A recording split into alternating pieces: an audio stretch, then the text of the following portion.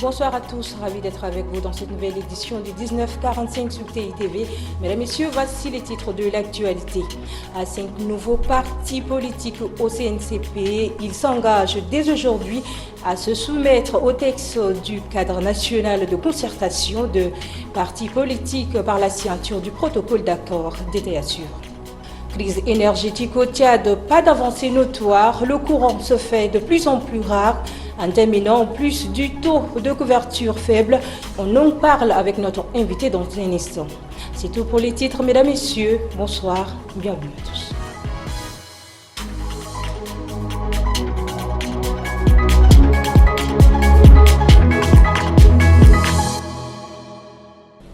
Ouvrant ce journal par cette information en bref, le Palais des Arts et de la Culture de N'Djamena était baigné d'une atmosphère festive ce samedi 23 septembre, alors que le parti RNDT Le Réveil célèbre son 27e anniversaire.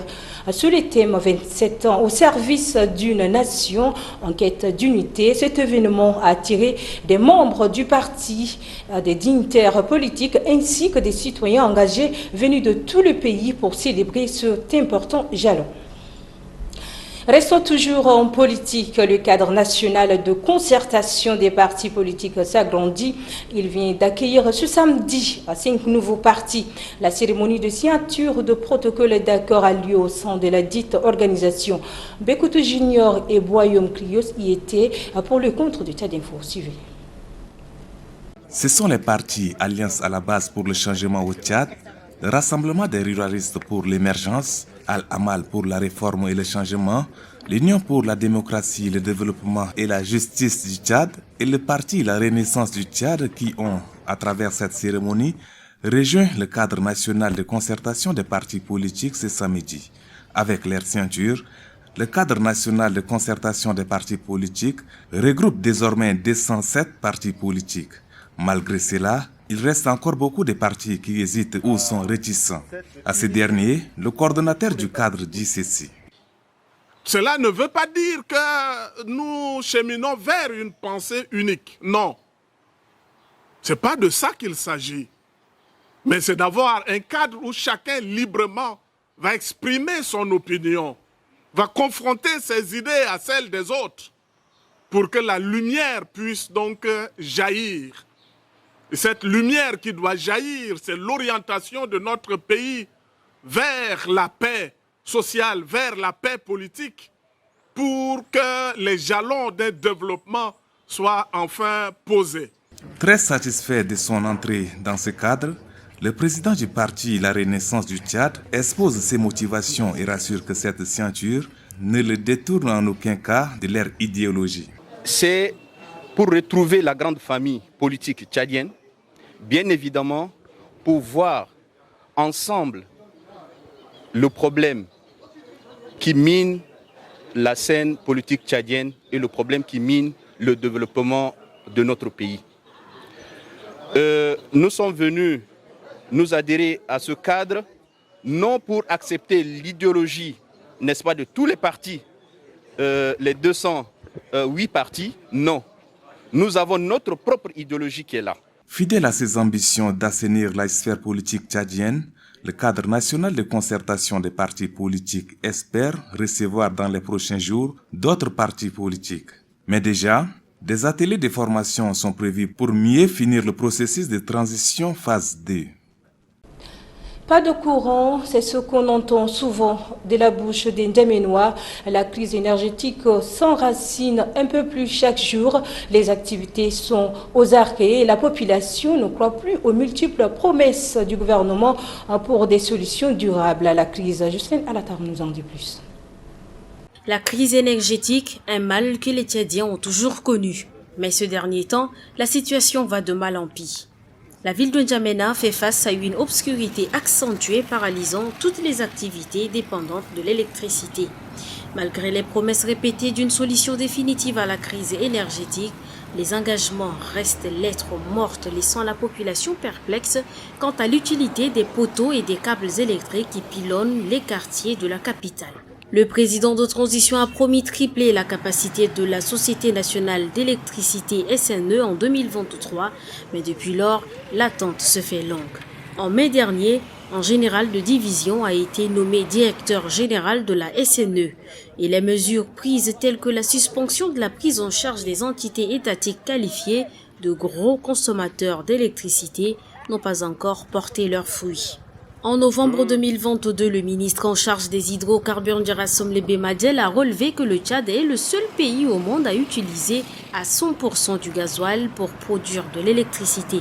Il est temps que ça s'arrête. C'est comme faire la lessive avec de l'eau minérale, a-t-il ajouté.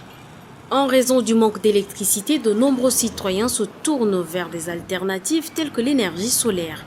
Il serait peut-être temps pour le gouvernement de se tourner également vers d'autres sources d'énergie dites renouvelables en conformité avec les objectifs de développement durable ODD. Pour l'heure, la Banque mondiale affiche un taux d'accès à l'électricité d'environ 6,4% au Tchad. Pays producteur du pétrole et ensoleillé, le Tchad dispose d'énormes potentialités énergétiques, mais manque cruellement d'électricité, dont la production locale est fortement tributaire du gasoil. Pour expliquer ce manque d'énergie et des solutions pour y remédier, nous recevons sur notre plateau Youssouf Alimboudou, promoteur de la start-up Courant Diabo. Bonsoir et bienvenue. Bonsoir. Pourquoi le problème d'énergie persiste au Tchad ? Alors, les problèmes d'énergie, comme vous l'avez mentionné, c'est un problème qui est multiple, qui touche beaucoup de choses, mais l'un des problèmes qui est quand même un élément essentiel, c'est déjà la capacité de production qui reste très très faible. Donc, on tourne autour de à peu près 150 MW. 150 MW dans certains pays, c'est pour alimenter un bâtiment. Donc, vous voyez un peu la capacité de production qui est très faible. Et essentiellement, on dépend aussi, donc, comme vous avez dit, 100% aujourd'hui des combustibles. Donc, on n'a pas vraiment beaucoup de mix énergétique. On n'a pas varié. Il n'y a pas beaucoup de diversification en termes de mix énergétique.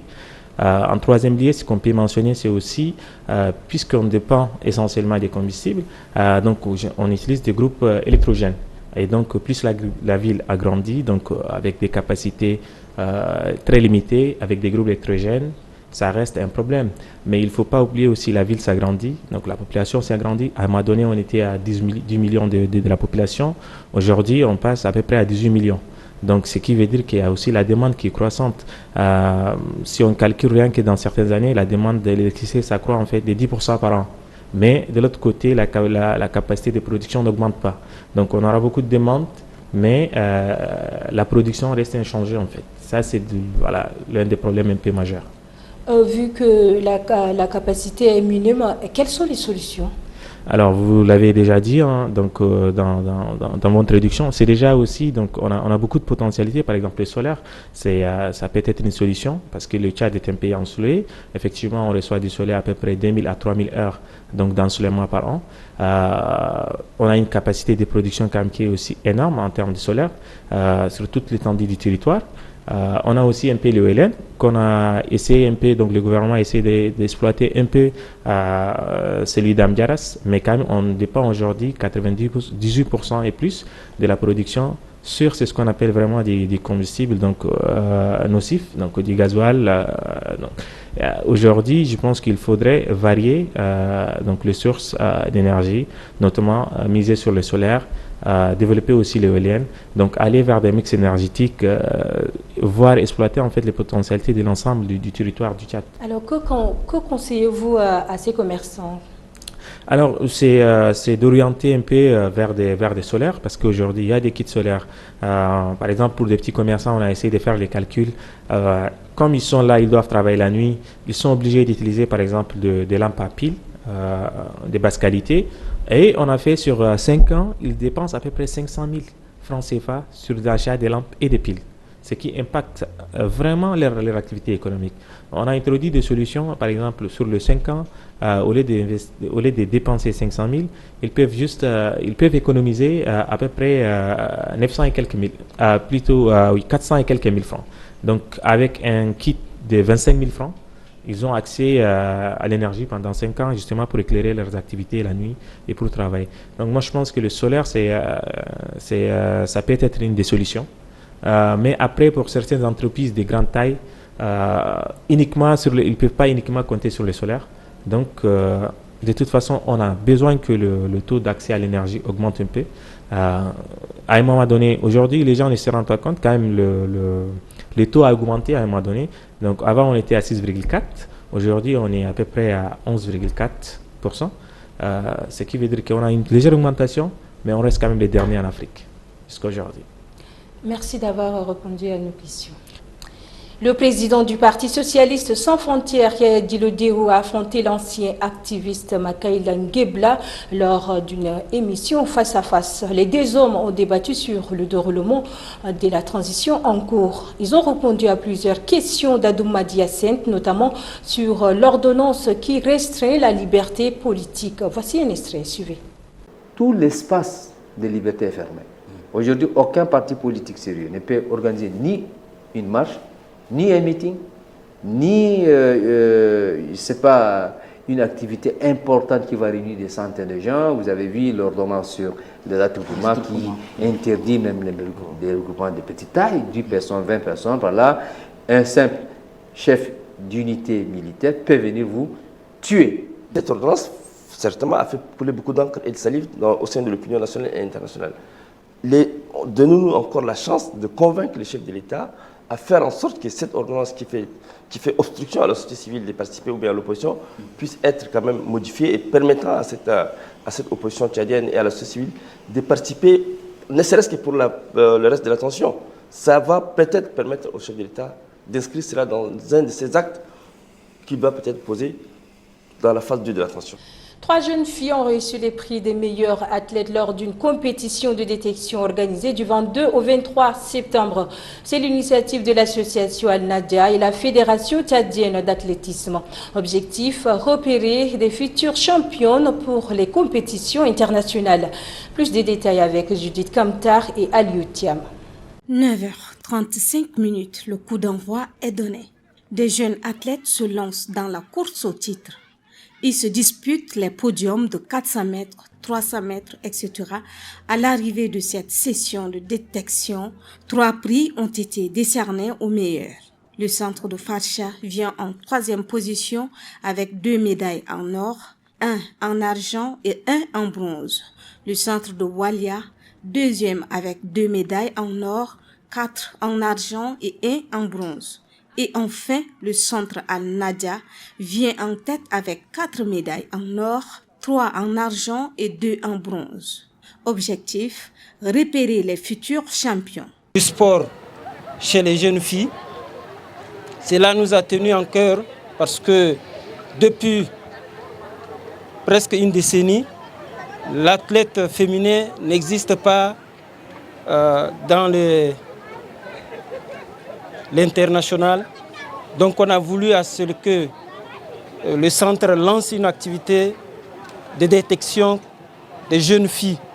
Par patience, ces jeunes filles disent avoir bravé les interdictions de leurs parents pour exprimer leur talent.